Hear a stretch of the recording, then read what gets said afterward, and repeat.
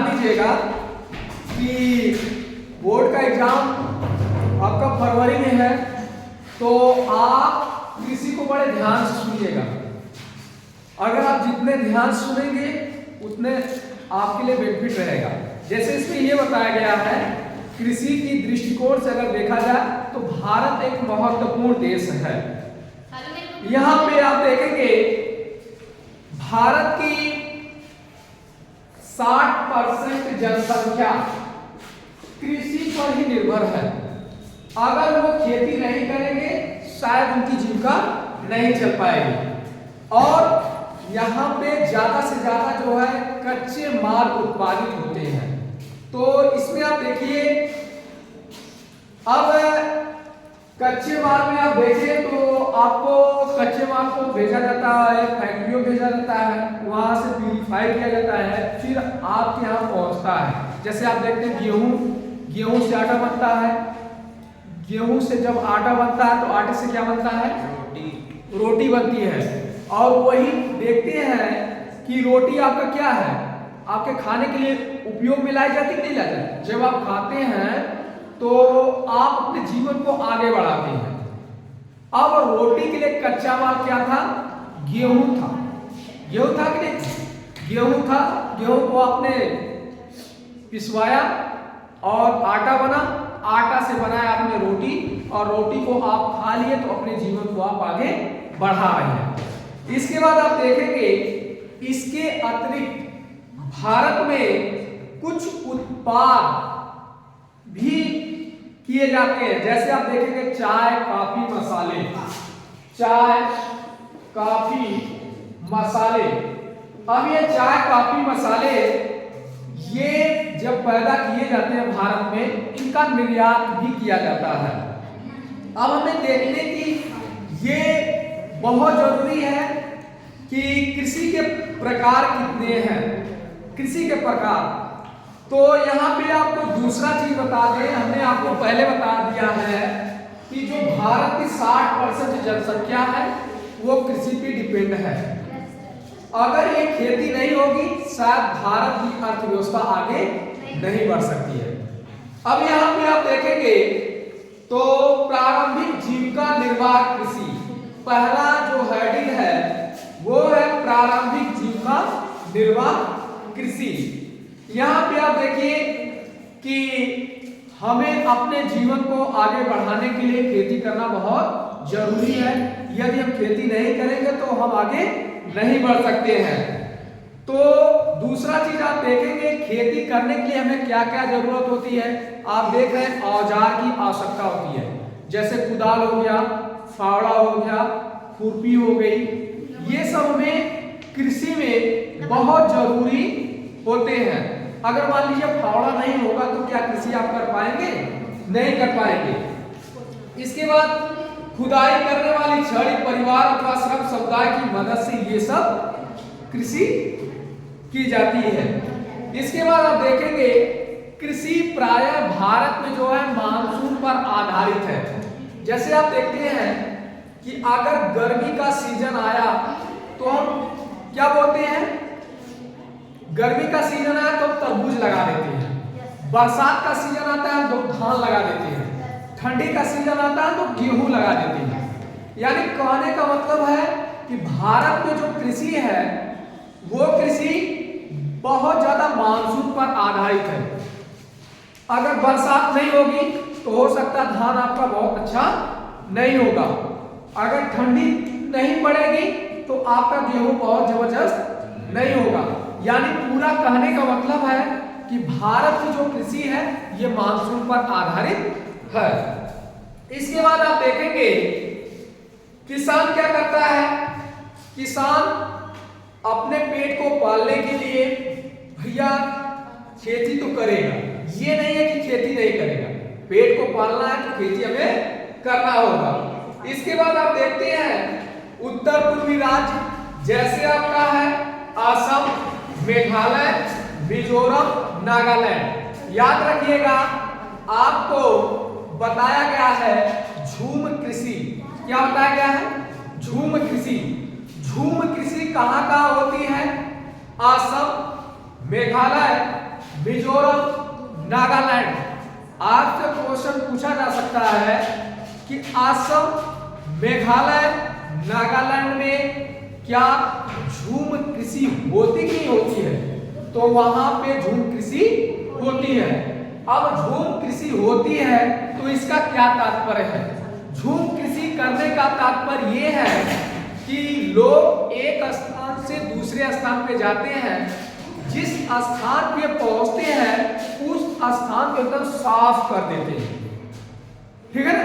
वहां की जमीन को उपजाऊ बना देते हैं और वहां 2-3 बार फसल पैदा करते हैं, फिर दूसरे स्थान पे चले जाते हैं। ये झूम कृषि है, ठीक है ना। यानी एक स्थान पे पैदा किए तो 2-3 साल के बाद वो स्थान छोड़ दिए, फिर अगर 3-4 साल के बाद दूसरे स्थान पे चले गए, उसको साफ किए, वहां पे पैदा किए फसल, फिर वो स्थान छोड़ दिए, फिर तीसरे स्थान पे चले गए। तो एक स्थान से दूसरे स्थान पे गए, दूसरे से तीसरे स्थान पे गए, और यही प्रणाली कही जाती है झूम कृषि। क्या कही जाती है? झूम कृषि कही जाती है। इसके बाद आप देखेंगे गहन जीविका कृषि। अब देखिए गहन जीविका कृषि क्या है?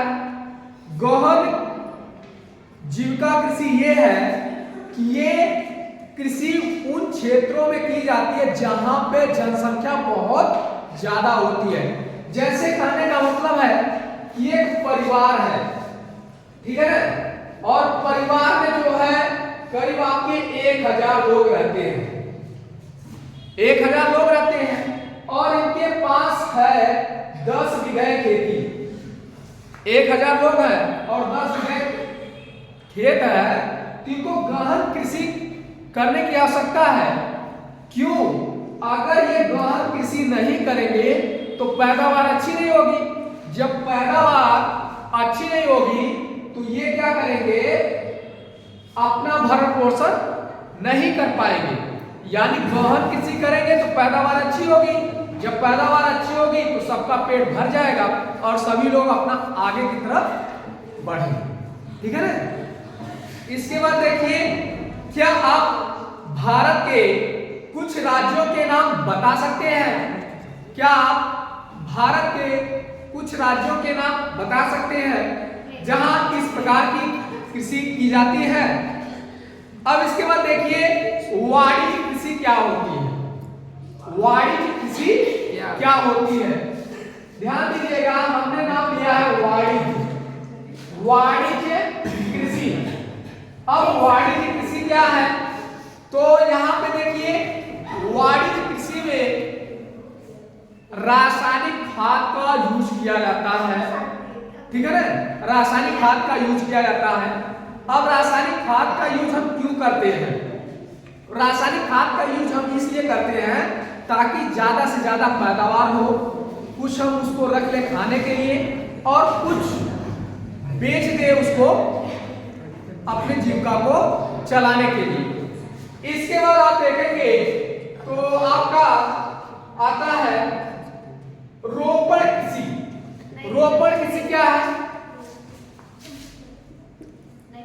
रोपण कृषि। अब यह जो रोपण कृषि है, यह रोपण कृषि भी एक प्रकार की क्या है? वाणिज्य कृषि है। क्या है? वाणिज्य कृषि है। इस प्रकार की खेती जो है लंबे चौड़े क्षेत्र में एकल फसल बोई जाती है। जैसे एकल फसल का मतलब है, जैसे आप देख लें धान अगर इस क्षेत्र में लगा है तो एकदम एक तरफ से देखेंगे आप जो है बरसात के मौसम में आप हमारे गौरवाशापुर से निकलिए एकदम आजमगढ़ जो अंतिम छोर है वहां तक जाएंगे, आपको धान ही धान दिखाई देंगे। आप इस समय गर्मियों में आप उत्तर प्रदेश की यात्रा करिए और पंजाब की यात्रा करिए, आपको हर जगह गेहूं ही गेहूं दिखाई देंगे। ऐसा क्यों होता है? ऐसा इसलिए होता है कि गेहूं तो हम कुछ रख लेंगे खाने के लिए और जो बचेगा गेहूं उसको हम बेच देंगे तो हमें पैसा मिलेगा। आप जानते हैं पंजाब में बड़े पैमाने पर गेहूं की खेती की जाती है। इसके बाद देखें तो भारत में चाय, कॉफी, रबड़, गन्ना, केला इत्यादि महत्वपूर्ण रोपण फसलें हैं। रोपण कहने का मतलब ये है कि जिनसे हमें आमदनी प्राप्त हो। क्या प्राप्त हो? आमदनी प्राप्त हो, उसी को हम रोपण फसल कहते हैं। जैसे आप अगर केले का खेती करेंगे तो आपको पैसा मिलेगा, आप चाय की खेती करेंगे तो आपको पैसा बहुत ज्यादा मिलना शुरू हो जाता है। इसके बाद देखिए, अब हमने आपको रोपण कृषि के बारे में बताया, अब हम आपको शस्य प्रारूप बताएंगे। ध्यान दीजिएगा, हमने आपको वाणिज्य फसल बताया, रोपण फसल बताया, अब हम आपको शस्य प्रारूप बता रहे हैं। शस्य प्रारूप क्या है? तो शस्य प्रारूप में आप देखिए कि ये क्या होता है, भारत की विविधताओं और संस्कृतियों के बीच जो संबंध होते हैं, यदि हम उसको ध्यान में रखते हुए अध्ययन करेंगे तो हमें पता चलेगा।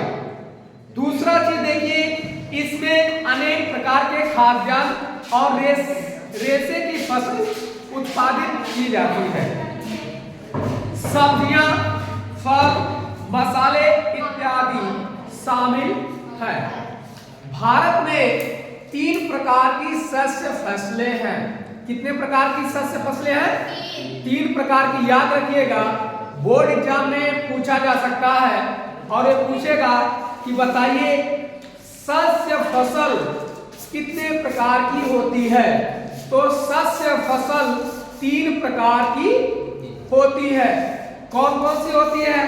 पहला रबी की फसल, दूसरा खरीफ की फसल, तीसरा जायद की फसल।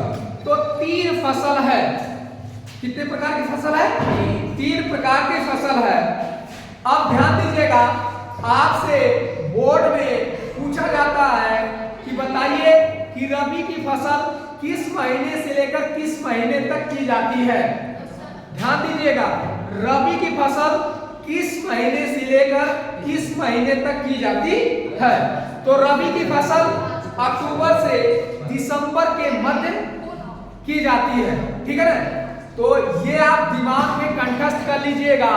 ऑप्शनली क्वेश्चन आ सकता है कि रबी की फसल किस महीने के मध्य में की जाती है। तो रबी की फसल अक्टूबर से दिसंबर के मध्य महीने में की जाती है। इसके बाद आप देखेंगे, यही रबी की फसल को ग्रीष्म ऋतु में अप्रैल से जून के मध्य काटा जाता है। अब आपसे पूछेगा कि जो रबी की मुख्य फसलें हैं उनका नाम लिखिए। रबी की फसल का नाम लिखिए। तो रबी की फसल कौन कौन सी है? गेहूं, जौ, मटर, चना, सरसों। ठीक है ना? ये रबी की फसल है। अब इसके बाद आप देखेंगे उत्तर और उत्तर पश्चिमी राज्य, जैसे आप देखेंगे पंजाब, हरियाणा, पश्चिमी उत्तर प्रदेश, हिमाचल प्रदेश, जम्मू कश्मीर, उत्तरांचल, उत्तर प्रदेश, यहाँ पे रबी की फसल बड़े पैमाने पर उत्पादित की जाती है। इसके बाद आप देखेंगे शीत ऋतु में शीतोष्ण पश्चिमी विक्षोभ चलता है। आपने देखा है कि इस समय उत्तर प्रदेश के आजमगढ़ जिले में बारिश हुई, जिसका आप ताजा हाल जान रहे हैं। अब ये बारिश क्यों हुई? ये पश्चिमी विक्षोभ चला, ये पश्चिमी विक्षोभ चला है और इसीलिए बारिश यहाँ पे हुई है। अगर यही पश्चिमी विक्षोभ नहीं चलता तो शायद बारिश नहीं होती। तो शीत ऋतु में अगर बारिश होती है तो उसका रीजन है पश्चिमी विक्षोभ। क्या है? पश्चिमी विक्षोभ। अगर यही पश्चिमी विक्षोभ नहीं चलता तो बारिश नहीं होती। इसके बाद आप देखें कि खरीफ की फसल कब बोई जाती है। इसमें से आपका बड़ा महत्वपूर्ण क्वेश्चन है कि बताइए खरीफ की फसल किस महीने में बोई जाती है। खरीफ की फसल जो है मानसून आगमन के समय बोई जाती है। ध्यान दीजिएगा, हमने कहा है जब मानसून का आगमन होता है फसल बोई जाती है। यानी मानसून आगमन कहने का मतलब ये है कि जब बरसात का टाइम आता है। बरसात का टाइम कब आता है? जून के फर्स्ट वीक में होता है, ठीक है ना। उसी समय खरीफ की फसल बोई जाती है और यह जो है सितंबर अक्टूबर में काट ली जाती है। यानी आप जैसे देख रहे हैं धान सितंबर अक्टूबर में काट लिया गया, नहीं काट लिया गया? काट लिया गया है ना। अब इसके बाद आप देखिए इसमें बोए जाने वाले जो मुख्य फसलें वो कौन कौन सी हैं? पहला आता है चावल, दूसरा मक्का।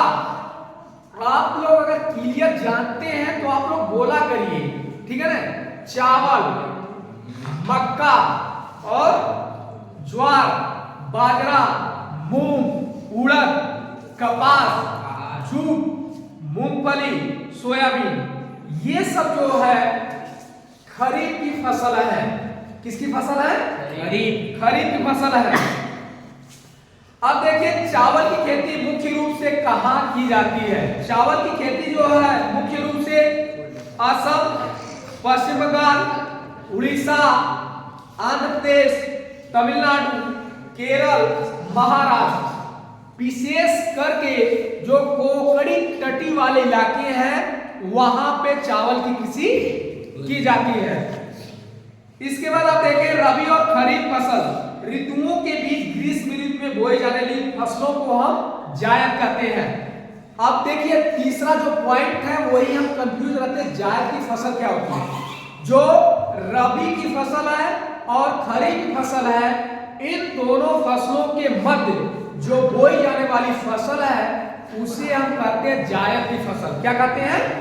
जायद की फसल कहते हैं। इसके बाद देखें अब हमें अध्ययन करना है मुख्य फसलों के बारे में। किसके बारे में? मुख्य फसलों के बारे में। भारत में जो बड़े पैमाने पर उगाई जाती है, जैसे आप देखेंगे चावल बड़े पैमाने पर उगाया जाता है, गेहूं भी उगाया जाता है, मोटे अनाज, दाल, चाय, कॉफी, गन्ना, तिलहन, कपास, जूट इत्यादि। इसके बाद देखें तो हम आपको बता देते हैं चावल। चावल क्या है? चावल एक प्रकार का खाद्यान्न फसल है। चावल क्या है? चावल एक प्रकार का खाद्यान्न फसल है और भारत का विश्व में दूसरा स्थान है। विश्व में चावल के मामले में पहला स्थान किस देश का है? चीन का है। इसके बाद आप आगे देखें तो आगे तो लिखा गया है कि यह एक खरीफ फसल है जिसे उगाने के लिए 25 डिग्री सेल्सियस तापमान की आवश्यकता होती है। इसकी आर्द्रता कितनी होनी चाहिए? 100 सेंटीमीटर से अधिक वर्षा वाले क्षेत्र की आवश्यकता होती है। कम वर्षा वाले क्षेत्र में भी इसे उगाया जा सकता है, हालांकि वहां पे सिंचाई की व्यवस्था करके।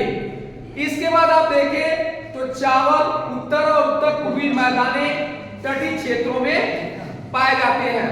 अब हम इसके बाद बात करते हैं कि गेहूं के बारे में। बात किसके बारे में करेंगे? गेहूं के बारे में। तो गेहूं क्या है? ध्यान दीजिएगा, जो गेहूं है चावल के बाद दूसरा अगर कोई बहुत बड़ा खाद्यान्न फसल है तो उस फसल का नाम क्या है? गेहूं। गेहूं जो है दूसरा सबसे बड़ा खाद्यान्न फसल है। यह देश के उत्तर पश्चिमी भाग में उगाया जाता है। कहाँ उगाया जाता है? देश के उत्तर और उत्तर पश्चिमी भाग में उगाया जाता है। और ये इसे जो है ये कब उगाया जाता है? ये खरीफ फसल है, रबी फसल है? ये रबी की फसल होती है। किसकी फसल होती है? रबी की फसल होती है, ठीक है ना। इसे उगाने के लिए शीत ऋतु और पकाने के समय खिली धूप की आवश्यकता होती है। जब हम उगाते हैं तो इसे शीत ऋतु की आवश्यकता होती है और जब ये पकती है उस समय खिली धूप की आवश्यकता होती है। इसके बाद आप देखें यह वहां पे उगाई जाती है जहां पे 50 से 100 सेंटीमीटर के बीच वर्षा होती है, वहां पे उगाई जा सकती है। इसके बाद आप देखें यह जो उगाए जाने वाले क्षेत्र हैं, जैसे आप देखेंगे गंगा का मैदानी भाग, गंगा के मैदानी भाग में बड़े पैमाने पर गेहूं उगाया जाता है। गंगा का मैदानी भाग कहें तो आप देखिए पश्चिमी उत्तर प्रदेश, आपका ये उत्तर प्रदेश है ही, फिर आप देखें बिहार आ जाएगा, फिर आप देखें तो आपका हरियाणा, ठीक है ना, फिर उसके बाद देखें तो आपका पंजाब भी आ जाएगा, फिर इसके बाद हम देखें तो राजस्थान भी आएगा, मध्य प्रदेश भी आएगा, ठीक है ना। इसके बाद मोटे अनाज, मोटे अनाज के बारे में आपको बता दें, मोटे अनाज में क्या क्या आते हैं। कभी कभी आपसे पूछते हैं कि ये बताइए जब आप मक्का खाते हैं तो कहते हैं ये बताइए कौन सा अनाज है, जबकि वो मोटा अनाज होता है, ठीक है ना। कौन सा अनाज होता है? मोटा अनाज होता है। जैसे इसमें देखें तो ज्वार, बाजरा, रागी भारत में उगाए जाने वाले मोटे अनाज है। कैसे अनाज है? मोटे अनाज है। और मोटे अनाज क्यों है? क्योंकि इन्हें जो है उगाने के लिए अधिक तापमान की आवश्यकता होती है।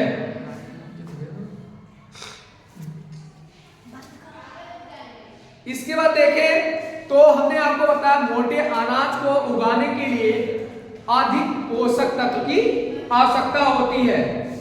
रागर में जैसे आप रागी जब फसल उगाएंगे तो उसमें प्रचुर मात्रा में किसकी आवश्यकता होती है? लोहा, कैल्शियम और लोहा कैल्शियम की आवश्यकता होती है, ठीक है ना। अब देखें ज्वार के मामले में देश का विश्व में तीसरा स्थान है। विश्व में भारत का कौन सा स्थान है? तीसरा स्थान है। किसके मामले में? ज्वार के मामले में। ज्वार एक प्रकार की खाद्यान्न फसल है। कैसी फसल है? खाद्यान्न फसल है, ठीक है। इसके जो उत्पादक राष्ट्र है, राष्ट्र राज्य, इसके जो उत्पादक राज्य हैं वो कौन कौन से हैं? महाराष्ट्र, कर्नाटक, आंध्र प्रदेश, मध्य प्रदेश। तो आपसे देखिए क्वेश्चन किया जाएगा, ये बताइए कि मोटे अनाज के लिए कौन कौन से राज्य फेमस है? तो कौन कौन से राज्य फेमस है? मध्य प्रदेश। इसके बाद आइए हम देखते हैं बाजरा के बारे में। किसके बारे में पढ़ते हैं? बाजरा के बारे में। किसके बारे में पढ़ेंगे? बाजरा के बारे में। बाजरा यह जो है बलुआ और उथली काली मिट्टी में उगाया जाता है। बाजरा कहाँ उगाया जाता है? काली मिट्टी में। हाँ, याद रखिएगा, जहां पे बलुआ, उथली, काली मिट्टी होगी वहां पे बाजरा उगाया जाता है, ठीक है ना। आगे ध्यान दीजिए, इसके जो उत्पादक राज्य हैं वो कौन कौन से हैं? तो आपका है राजस्थान, उत्तर प्रदेश, महाराष्ट्र, गुजरात, हरियाणा इसके मुख्य उत्पादक राज्य हैं। तो देखिए आपसे पूछा जा सकता है कि बताइए बाजरा के लिए सबसे पहला राज्य कौन है? यानी महाराष्ट्र है। याद रखिएगा, ये ऑप्शन में पूछा जा सकता है। जो बहुविकल्पी प्रश्न आता है, अश्लील प्रश्न आता है ना, उसमें पूछा जा सकता है कि बाजरा के लिए सबसे पहला राज्य कौन है? तो बाजरा के लिए सबसे पहला राज्य महाराष्ट्र है। कौन सा है? महाराष्ट्र है। अब इसके बाद पूछेगा जो बाजरा है, बाजरे को उत्पादित करने के लिए किस किस मिट्टी की आवश्यकता होती है? तो किस मिट्टी की आवश्यकता होती है? काली, बलुआ, दोमट, उथली, ठीक है ना। काली, बलुआ, उथली मिट्टी की आवश्यकता होती है। किसके लिए? बाजरा के लिए, ठीक है ना।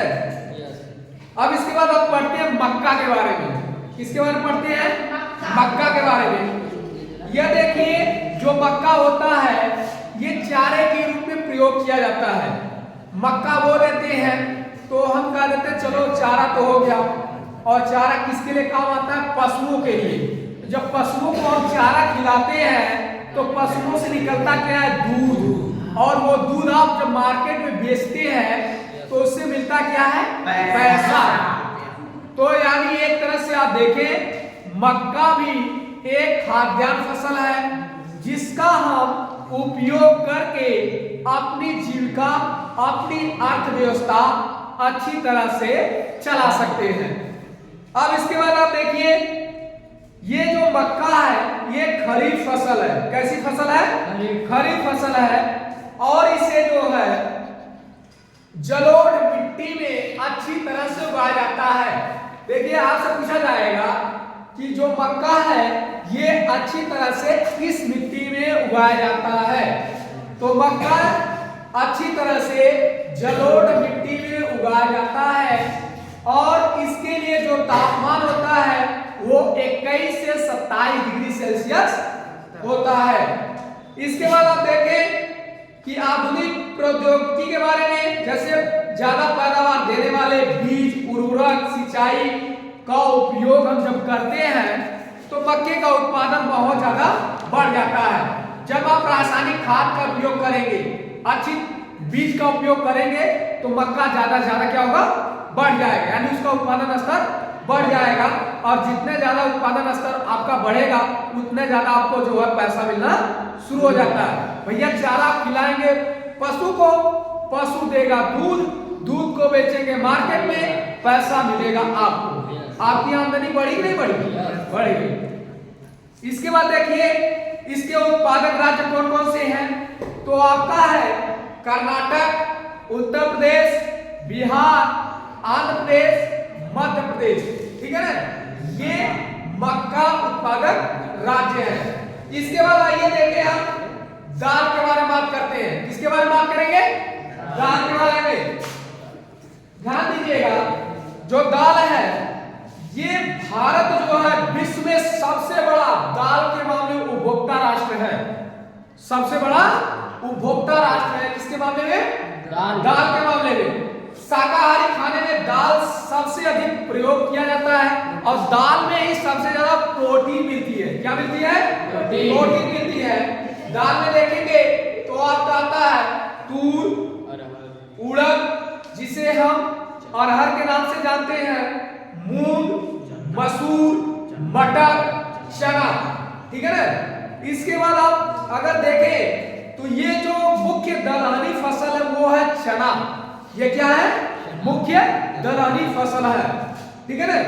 क्या आप बता सकते हैं इनमें से कौन सी दालें खरीफ, कौन सी रबी की दालें हैं? तो दालों को उगाने के लिए हमें कम नमी की भी आवश्यकता होती है। अगर जो लोग रहर या अरहर उगाते होंगे वो लोग अच्छी तरीके से बता सकते हैं क्या इनको बार बार सिंचाई की जाती है? क्या नहीं की जाती है, बार बार नहीं की जाती है, और 1 साल के बाद ही तैयार होते हैं। 1 साल लग जाता है अरहर को तैयार होने में। लगता है कि नहीं लगता? yes, लगता है। इसके बाद देखें इन फसलों को आमतौर पर अन्य फसलों के आवर्तन में बोया जाता है, और यह जो दलहनी फसल है मुख्य रूप से भारत के किन किन राज्यों में वो उगाई जाती है? तो दलहनी फसल मुख्य रूप से भारत के मध्य प्रदेश, उत्तर प्रदेश, राजस्थान, महाराष्ट्र, कर्नाटक के क्षेत्र में उगाए जाते हैं। इसके बाद हम देखें खाद्यान्न फसल को हमने पढ़ लिया। खाद्यान्न फसल को पढ़ने के बाद अन्य जो फसल है उनको हम जानने का प्रयास करते हैं। अन्य फसल में जैसे आपका आता है गन्ना। क्या आता है? गन्ना। गन्ना देखिए गन्ना जो है ये चाहे आपका दोमट मिट्टी, बलुई मिट्टी, कोई भी मिट्टी हो आप उगा लेते हैं क्योंकि इसकी आवश्यकता आपको रहती है गन्ने की। अब इसमें देखिए सबसे बड़ा अगर उत्पादक राष्ट्र है तो कौन सा है? ब्राजील है, और ब्राजील के बाद किसका नंबर आता है? भारत का नंबर आता है। किसका नंबर आता है? भारत का नंबर आता है। यानी गन्ना उत्पादक के मामले में भारत का विश्व में दूसरा स्थान है। तो विश्व में गन्ना उत्पादक के मामले में पहला स्थान किसका है? ब्राजील का है। और दूसरा स्थान किसका है? भारत का है। ठीक है ना। इसके बाद भारत के कौन कौन से राज्य हैं, भारत के कौन कौन से इलाके हैं जो गन्ने के लिए फेमस है? तो आपका है यह उत्तर प्रदेश सबसे नंबर 1 पे है, उत्तर प्रदेश।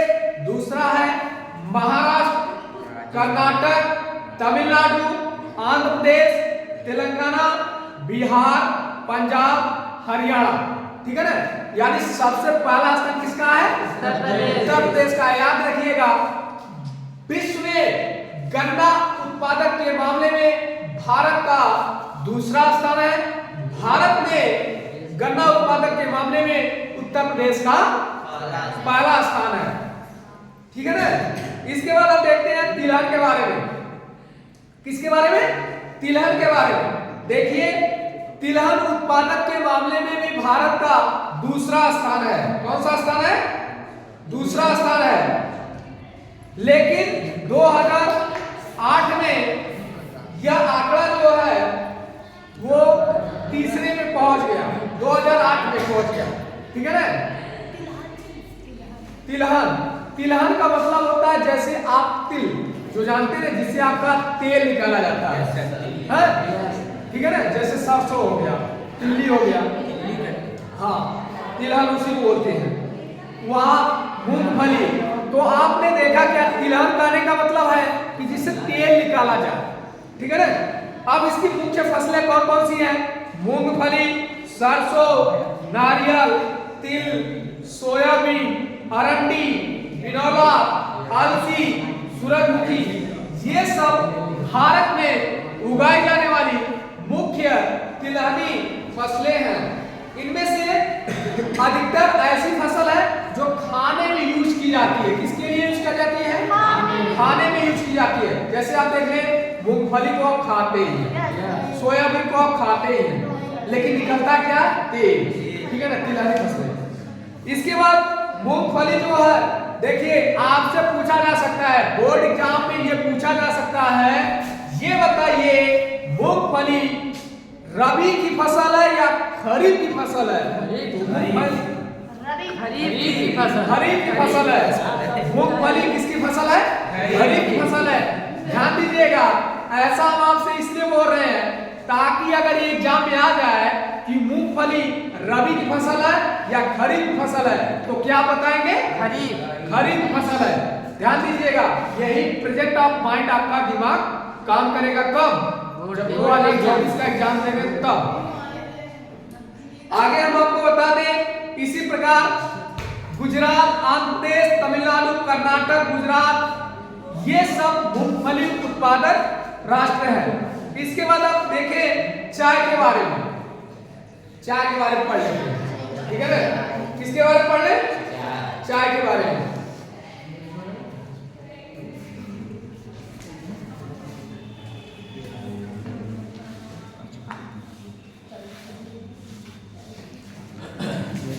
किसके बारे में पढ़ते हैं? चाय के बारे में पढ़ लेते हैं। ठीक है ना। किसके बारे में पढ़ेंगे? चाय के बारे में। ठीक है ना।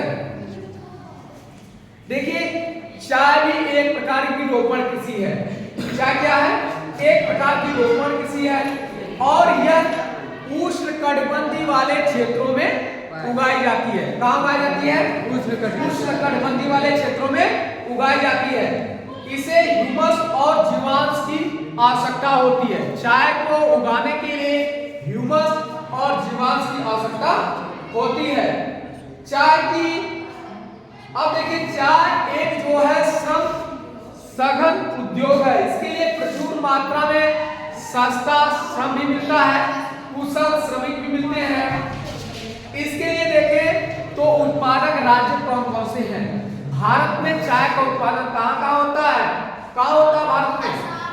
असम में होता है, पश्चिम बंगाल के दार्जिलिंग में, ठीक है ना, तमिलनाडु, केरल में होता है। तो पहला स्थान किसका है? असम का है। दूसरा स्थान किसका है? पश्चिम बंगाल का दार्जिलिंग। ठीक है ना।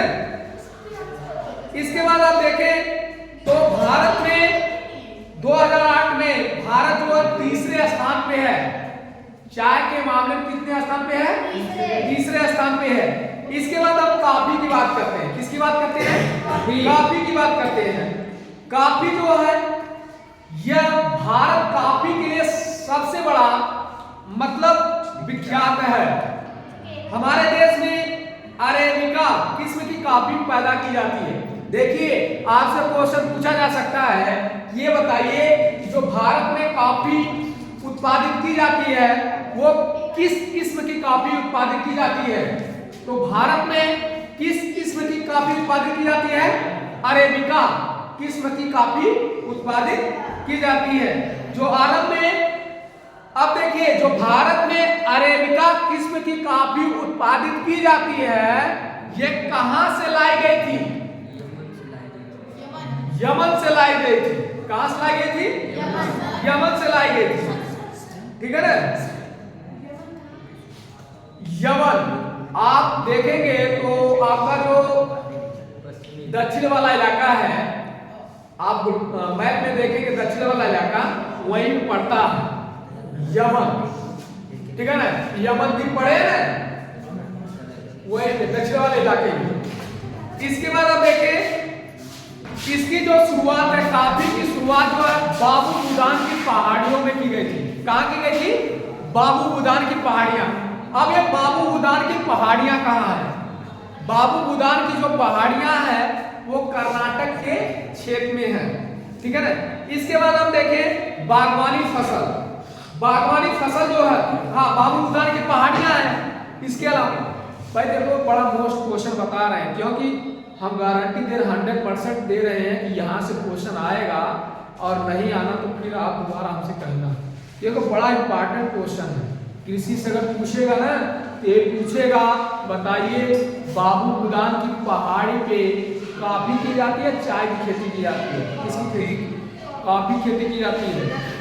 अब आप लोग अगर कहेंगे ना कि ये वीडियो आपके लिए है, हम दिखा देंगे जो। अब इसके बाद देखें हो गया टाइम।